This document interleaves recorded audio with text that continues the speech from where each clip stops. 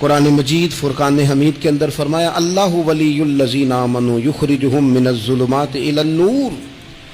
अल्लाह मोमिनों का वली है, वो इन्हें अंधेरों से नूर की तरफ निकालता है, वो रास्ता दिखाता है। बार बार राह खुलती है हमारे सामने पर हम कबूल करने को तैयार नहीं होते। कुछ तब्दीली अब आ जाए, कुछ जुबान में मिठास आ जाए, कुछ हमारे अमल में पुख्तगी आ जाए। हम ना बहुत सारे काम लोगों को देख कर करते हैं, इससे थोड़ी जान छुड़ाई जाए। कुछ अपने अंदर जो कबाहते हैं, कुछ अपने साथ जंग की जाए। नबी पाक अलैहिस्सलाम ने फरमाया अफजल जिहाद अपने नफ्स से लड़ाई करना है, अपने आप के साथ कुछ जद्दोजहद की जाए, कुछ अपने खिलाफ भी चला जाए। सारी जिंदगी दूसरों से लड़ते, दूसरों पर अपनी गलतियों का बोझ डालते गुजर गई, कुछ अपने नफ्स पर भी। हजरत बायज़ीद बुस्तामी से किसी ने कहा हुजूर मैंने अल्लाह तक जाना है, रास्ता बता दें। फरमाया 2 कदम का रास्ता है। फरमाया 1 कदम अपने नफ्स की ख्वाहिश पे रख ले तो दूसरा कदम तेरा रब तक पहुंच जाएगा। तू अपने आप को कंट्रोल नहीं ना करता, अपने आप से तो लड़ पहले। इकबाल कहते हैं ढूंढता फिरता हूं ए इकबाल अपने आप को, आप ही गोया मुसाफिर आप ही मंजिल हूं मैं। नबी पाक ना तब्दीली करते। ये जो लोग कहते हैं ना कैसे बदलूं, तो हुजूर बदलने ही तो आए हैं, हुजूर बदलने। हजरत माज़िन एक सहाबी हैं, वो कहते हैं मैं बुत की पूजा करता था। इमाम बहकी ने लिखा है मैं बुत पूजता था।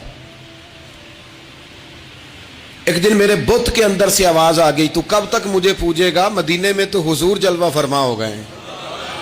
कहते हैं 2 दफा 3 दफा बुत मुझे पैगाम दे रहा है कि हुजूर की तरफ जाओ। बुत कहते हैं मैं वहां से चला, हुजूर की बारगाह में पहुंचा तो नबी पाक अलैहिस्सलाम की खिदमत में हाजिर होकर मैंने अर्ज की या रसूल अल्लाह कमाल हो गई, लोग बुतों को पूजते हैं और मेरा बुत कह रहा था जा जाके हुजूर का कलमा पढ़ ले। ओ सुकियां खजूरां उगा जाम दे ते पत्थरां तो कलमा पढ़ा जाम दे। फरमाया वो उन्होंने मुझे बुत ने भेजा है।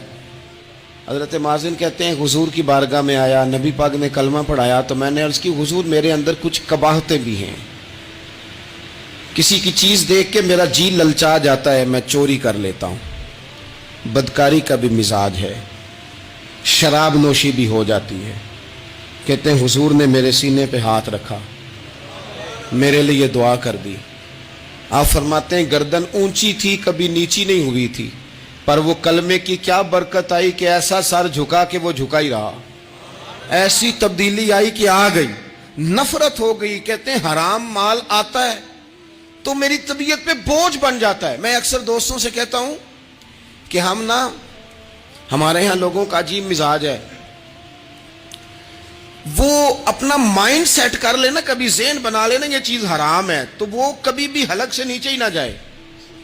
आप गोश्त खा रहे हो और बड़ा अच्छा पका हुआ है, बेहतरीन मसाला जात लगे हुए हैं, बेहतरीन, आप खा रहे थे गोश्त, कोई बंदा आपके कान में आके कह दे सदके का है, उसका मुंह में जायका बदल जाता है कि नहीं?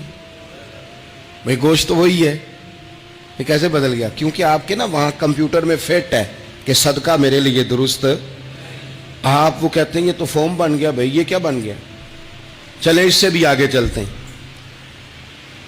आप खा रहे थे गोश्त और बड़ा लुत्फ आ रहा था तो किसी ने कह दिया कि तो जानवर ठीक ही नहीं था, बीमार था या हराम था, ज़िबा ही नहीं किया था, सही तौर पर ऐसे ही इसको पका दिया, मर गया था। तो अब तो ये हाल होता है कि उल्टियां शुरू हो जाती हैं। क्यों? इसलिए कि नफीस तबीयत पर ना सदके का गोश्त फिट होता है ना हराम फिट होता है, क्योंकि तबीयत नफीस है ना। बस इस बात को समझ लें, जिस तरह हराम बकरा तबीयत पे फिट नहीं ना होता, इस तरह करोड़ हराम भी तबीयत पे फिट